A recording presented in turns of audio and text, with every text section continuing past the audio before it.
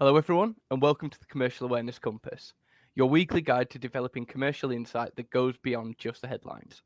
Each week, we take one major story and break it down to help you progress through three levels: beginner, intermediate, and advanced commercial awareness. Whether you're just starting out or already have some understanding, this program is here to help you think like a commercial lawyer. By the end of today's session, you'll have practical insights that you can use in applications and interviews. So today's episode explores a landmark case at the intersection of technology, law, and entertainment. Disney and Universal are suing the AI firm Midjourney, alleging that its image generator infringes upon their copyright by producing unauthorized images of famous characters and movies. This lawsuit raises big questions about the boundaries of AI, creativity, and copyright law, with potential industry-changing consequences. So my name is Daniel Shepherd. I'm a law conversion student and a future trainee solicitor. And today I'm joined by Henry, a senior associate at Thrive Law with a background in both private practice and in-house roles with expertise in IP, technology, and commercial litigation. He'll help us unpack the legal and commercial complexities of this groundbreaking case and what it means for lawyers in the business in the AI age. So how are we doing today, Henry?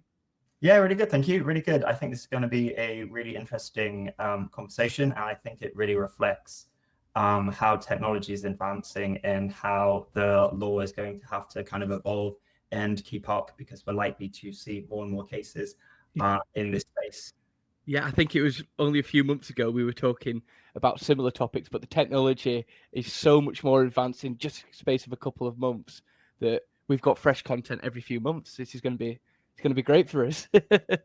And I think it's huge as well that the fact it's Disney and Universal doing this joint lawsuit, and I think this is going to have huge ramifications, particularly around sort of copyright and intellectual property and AI more generally.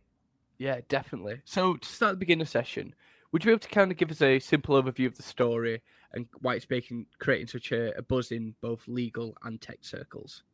Yeah, for sure. So actually, as you kindly mentioned, we're discussing today Disney and Universal suing the AI firm Midjourney over its image generator platform, which has been sort of described by those two giants, Disney and Universal, as being a bottomless pit of plagiarism. So it's kind of claimed that the AI generator is generating unauthorized images of characters that we all know and love, like Darth Vader, Elsa from Frozen, Spider-Man, which for these companies and these figures have such huge brand awareness. They are large moneymakers for these organizations. And the lawsuit is arguing that these images are direct copies, not original works. And that's when like copyright and IP claims can arise, because if it's not an original work, the works come from somewhere else. So this is raising key questions around AI, creativity, and copyright law, as you kindly mentioned.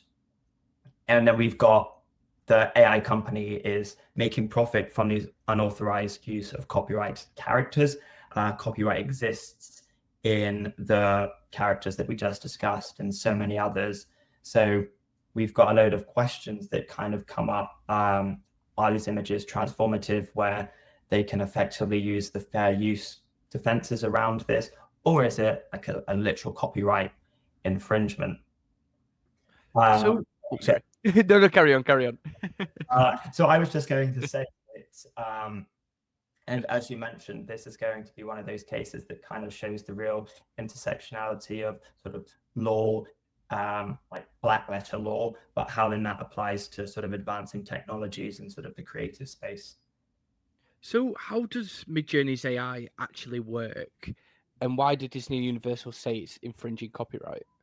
So in terms of, I don't actually know the tech behind it, but ultimately it's kind of similar, where you put sort of prompts in and then it gathers data and sort of resource from all over the internet, and then it pulls together the output, which is ultimately coming out as X, Y, and Z. And I think this is going to be huge, because we are seeing so many image AI generator platforms coming up on like our smartphones. Apple has a image generator. I think Samsung has one. ChatGPT can do it. So from a law student's perspective, somebody kind of applying to training contracts and wanting to understand their commercial awareness, whilst it's great we have all of these new technologies, you kind of have to be thinking, well, what is generating these images? Because it's not a brain, it's not a human with sort of thoughts and feelings and around creativity and art. It's a machine, it's a platform pulling resource and images from the internet where images already exist for the most part. So arguably, copyright or other intellectual property rights will already subsist in those works. So it's quite an interesting one because it makes it quite a different story from other copyright cases, especially with how fast the technology is growing. Yeah, for sure. And I think this is one that junior lawyers and lawyers more generally, particularly those in sort of the tech sectors, the AI sectors, which again is growing for so many law firms, because this is a whole new like legal territory. Is rapidly evolving. If we look at ChatGPT last year to ChatGPT now, we've got image generators, we've got video generators. We've got this kind of cutting edge technology. Can the law keep up with that?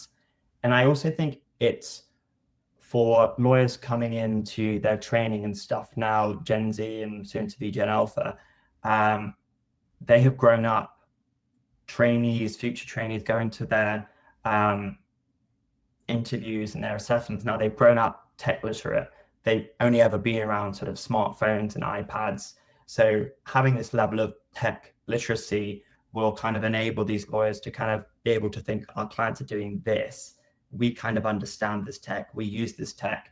So that will then help the lawyers of the future not just be kind of focused more on this is the law, this is how we apply it, which of course we need to be able to do, but actually having an understanding of what our clients are doing and the technology to be that full-rounded sort of commercial advisor.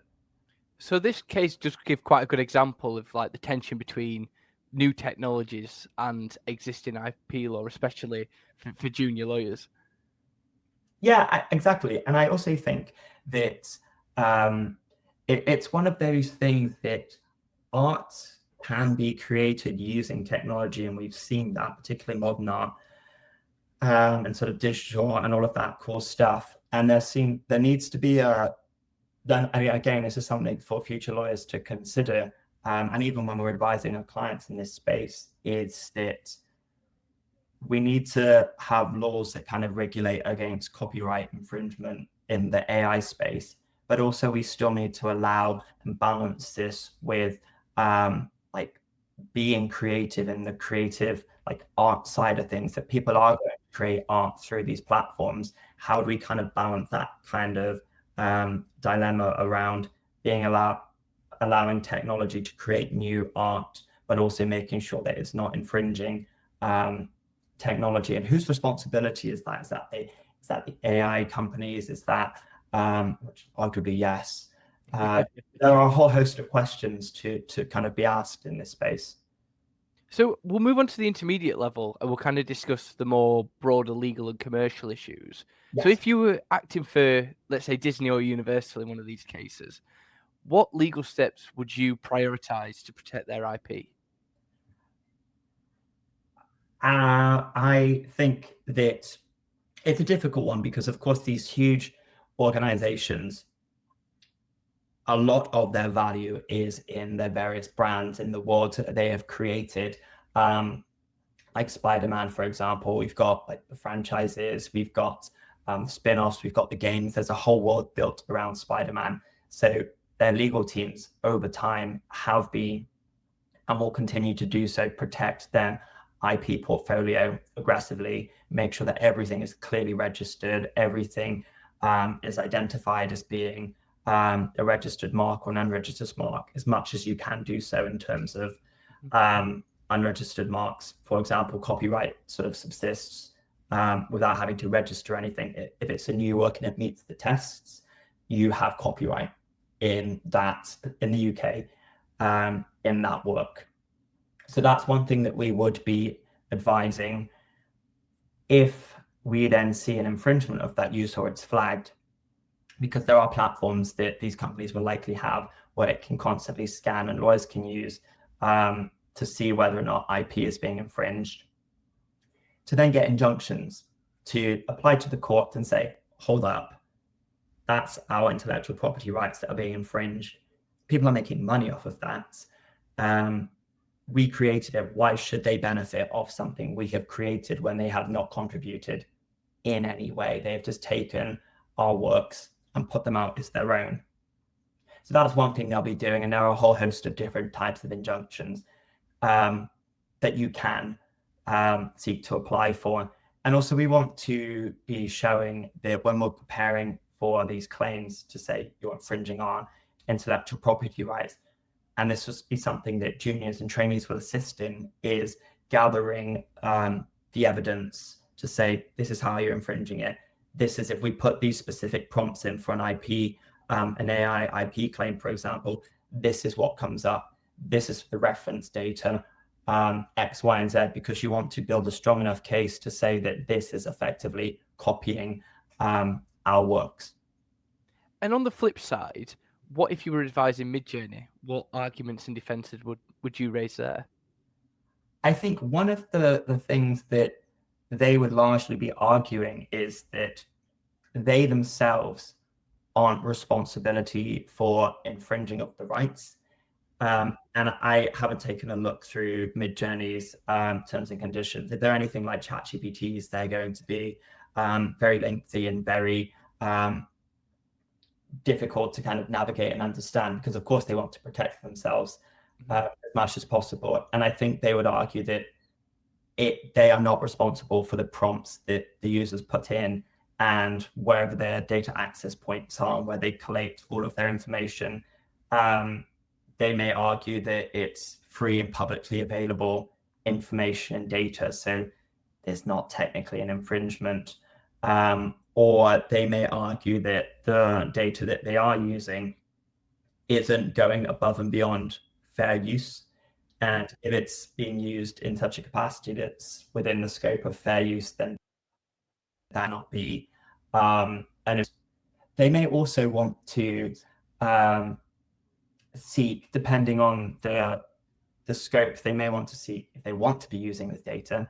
I can't really see the AI company themselves wanting to be able to use it, but they may want to maybe get a license if there's certain information and data that they want access to. Can we come to some kind of agreement? Or they may just say, hold on, this is going to cost us a lot of money. We don't like where this is headed and lawyer costs X, Y, and Z. Why don't we enter into settlement discussions and say X, Y, and Z has happened. Apologies for the breach, shouldn't have happened. We'll tweak it back end so X, Y, and Z data is excluded. Let's come to some kind of usually financial agreement where we can kind of put this claim to bed. And I know we've kind of talked about the aftermath of obviously when a case like this starts. Yeah. But what practical steps can companies take to mitigate copyright risks when using or developing AI tools? I think it's going to be one of those spaces that is advancing. And I think it largely comes around where data sets come in and where they're collating the information from. Because, for example, if you take, I think it's the Apple AI image generator, the images that come from that are largely like, not memes are the wrong word, but they're like cartoons almost. Yeah. So it's highly unlikely that that cartoon image generator is going to create Spider-Man, Batman, Anna and Elsa from Frozen, Moana, whatever it may be. That's very unlikely to happen. So it comes down to how the AI companies have developed their tech for the output that it brings out. If you're doing it and it's literally bringing out Spider-Man, and you can think, oh, it's given me Spider-Man off the prompts that I've given it, then of course the responsibility sits with the AI company to make sure that it's not doing that. No, definitely. And I think it's quite an interesting one with how obviously different AIs are going to handle the output side of Yes. what they're. I know in certain, not directly relating to this, but there have been a lot of cases where the AIs have kind of changed what they will and will not output. Mm. They'll maybe start generating something and then say, apologies, it goes against our terms and conditions, in which 2 or 3 months ago it may have kept up with that. Yeah, I completely agree. And I think we're going to see more parameters put in terms of what it will and won't do. Because, of course, at the moment, um, it's still pretty wide, but it won't give you, most mainstream AIs won't give you certain um, like outputs where it's kind of inappropriate, illegal, Hmm. X, Y, and Z, and all of that stuff. But I think we may see a broadening of those um, parameters. And again, that's something from a commercial perspective that as a junior and when you're going to your assessment centers and things, you'll be thinking of. Because if you're the AI company, of course, you want as few claims as possible, because not only is that reputationally damaging, it's going to cost you a lot of money. If you've got the huge like creative moguls like Disney, Universal, X, Y, and Z coming after you each time, it's in your interest to kind of restrict and put in certain parameters to stop those claims coming, because otherwise your company is not going to be financially in a good place if it's getting huge fines and claims left, right, and center. No, definitely. It's definitely an interesting one. And especially it's quite interesting to see how kind of two of the giants of the like movie and movie and cinema industry are going together against this. I feel like that's quite a unique thing to say, where two separate markets kind of battling it out, which is quite interesting. Yeah, and of course it's their entire, for the most part, businesses are built around these characters in these worlds. So if they're not protecting them, then of course, if they just allow this to keep happening, well, people are profiting on what they've spent years building and developing and spending money on films and theme parks and the whole Mhm. ecosystems around this. So I think we will continue to see more of this. And for those that have their like back schemes coming up, depending on what over the summer in their assessment centers, this is going to be um, another one of those cases that we're going to keep seeing the developments as the case progresses. So you can go into if your assessment weeks, if your assessment center is in 6, 7 weeks time, how this case is looking now towards how it's looking then, you need to be keeping up with these cases. And I think we're going to see a lot of assessment centers and candidates going into these spaces and their interviews and group assessments, showcasing and speaking about their enjoyment and excitement around these new areas, tech, AI, which completely like understand it's a fascinating space, and we're going to see more of it. But we need to, and what assessors will want to see is that you're keeping up with the changes, you're keeping up with the key cases. And for me, this is a key case because this kind of represents one of the sort of the ongoing, the biggest sort of issues that these creative organizations face in the kind of the rise of AI. So there's no point talking about what's happening now if your assessment center's in 6 weeks and there's been a huge advancement, then that doesn't show that you've been kind of keeping up and you're keeping your commercial awareness aligned. Because when you're practicing, that's what your clients expect. They want you to be knowing what's going on. You can kind of horizon scan, you can see changes and potential changes that are coming up. So then you start saying, oh, this might be coming in. This is one to consider. This is something to consider. And a common trainee task is to draft and put together articles on big cases, big changes that clients then read. It goes out to clients and it kind of comes back to that point of being an all-round kind of commercial advisor for the clients of your organization. I think that really nicely moves us on to the advanced level as we kind of look at the bigger picture of what's going on and kind of the direction of the way things are looking. Whether our predictions are right or wrong, we'll see. But what long-term strategies should clients consider as AI-generated content becomes more common? I think what law firms should be doing in terms of advising clients is that if you're the AI company or the creative company, is we need to have a strong understanding of IP, how these rights sort of come around in terms of any output from these AI sort of platforms. And also you need to keep in mind and consider the actual terms of the AI company themselves, who actually owns the output of that as well, because whilst you might be creating something from it, some art, you may find that you don't actually own that yourself.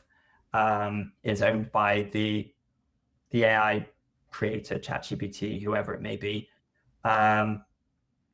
So understanding that, understanding how this looks, understanding this space, so clients can be advised accordingly.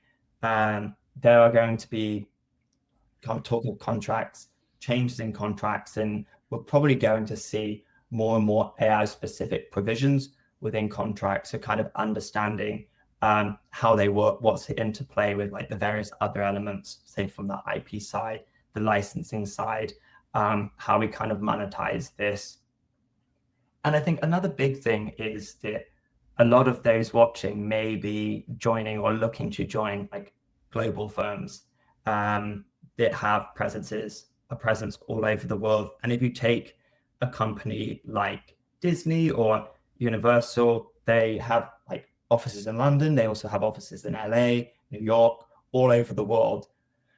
But the rules around IP, the rules around ownership and when you can bring claims and stuff will differ. So making sure that clients are advised and understand, and we seek that local advice to make sure that regulatory and legislative changes in the laws are kind of tracked.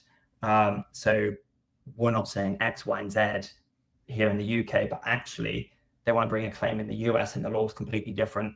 And having that interaction between the various offices is important. I think that's one of the things when we're talking about assessment centres.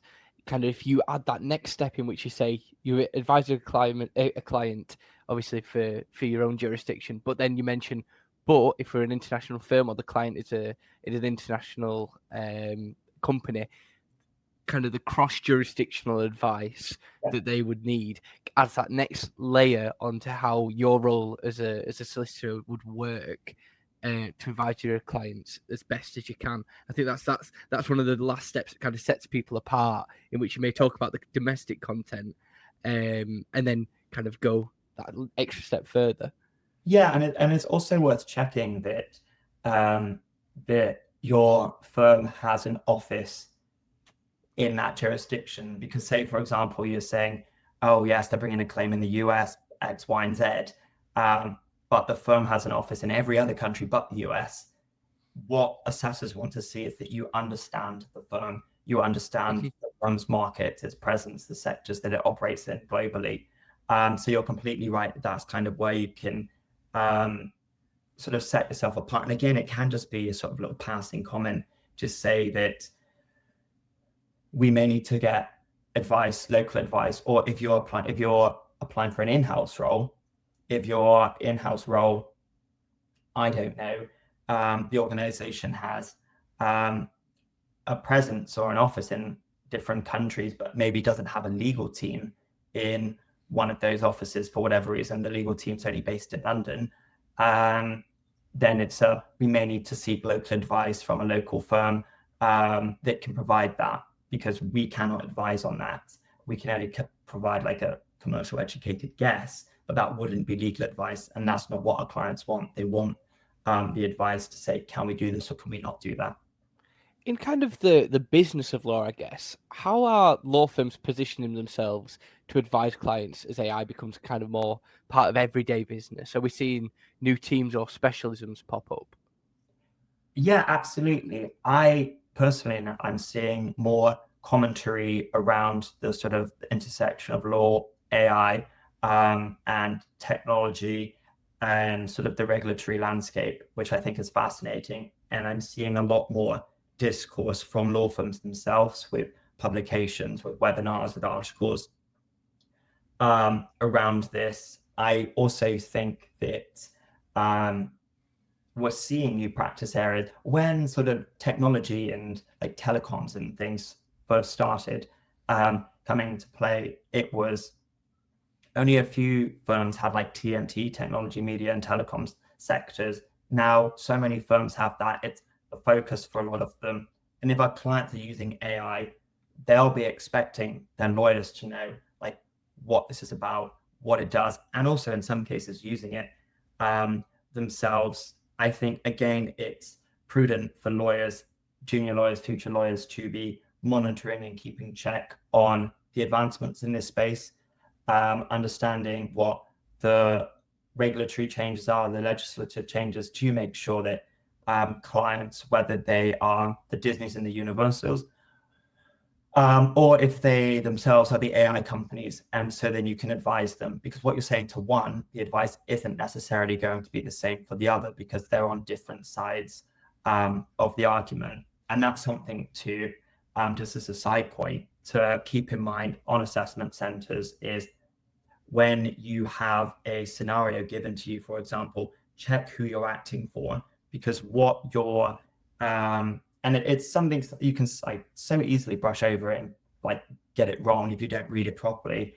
Because that happens sometimes in your like law postgraduates, your LPCs, and your SQEs. You think you're advising the buyer, for example, then you read it again, you're like, oh darn, it's the seller, and then your advice is going to be the complete opposite. So that's just something to keep in mind as well. And that nicely leads to my final question. So, what might be some of the unintended consequences for either innovation or IP if cases like this succeed or fail? I think there is a risk. It comes back to that point around balance, in terms of we don't want to restrict creative freedom, and we want to allow artists and those in the creative spaces to be able to create using new technologies to allow them to create bigger, to create more on like a high level, because we've seen some amazing works come from the use of technology. But I think that does need to be balanced with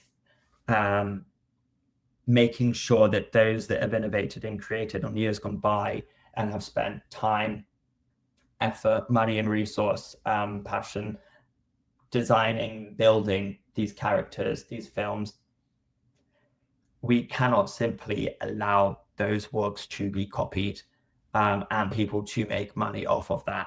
That fundamentally is unfair.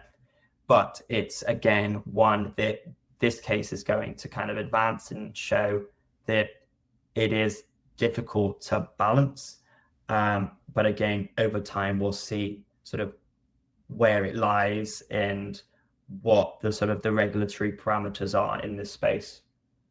No, definitely. It's one that's we're gonna have to keep up with, and I'm sure in a few months' time we're gonna get a similar sort of case or update in which we will we'll use as much content as we can.